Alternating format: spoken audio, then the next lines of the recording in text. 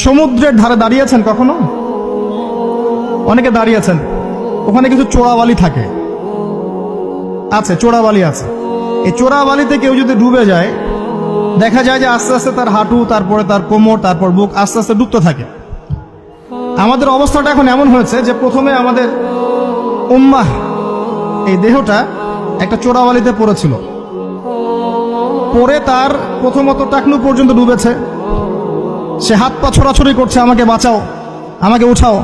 চারপাশে উম্মার অনুসারী মানুষরা ছিলেন, তারা বলছে নড়াচড়া করবেন না, নড়াচড়া করবেন না, নড়াচড়া করলে আরো ডুবে যাবেন, ওইভাবে থাকেন। উম্মাহ বেচারা এভাবেই ছিল। তারপর আস্তে আস্তে আস্তে আস্তে তার হাঁটু পর্যন্ত ডুবে গেল। সে অস্থির হয়ে ছটফট করছে, আমাকে বের করো, আমাকে বের করো, আমি ডুবে যাচ্ছি। আশপাশের মানুষ বলছে রিল্যাক্স, নড়াচড়া করবেন না, নড়াচড়া করলে আপনি ডুবে যাবেন। এভাবে আস্তে আস্তে কোমর, আস্তে আস্তে বুক, এখন গলা পর্যন্ত ডুবে গেছে। এখনো উম্মাহ চিৎকার করছে, আমাকে বের করো, আমাকে বের করো, আমি ডুবে যাচ্ছি। আশপাশের মুসলিমরা বলছে নড়াচড়া করতে যায় না, নড়াচড়া করতে যায় না, ওইটাও ডুবে যাবে। কে টেনে তুলবে একে? এখন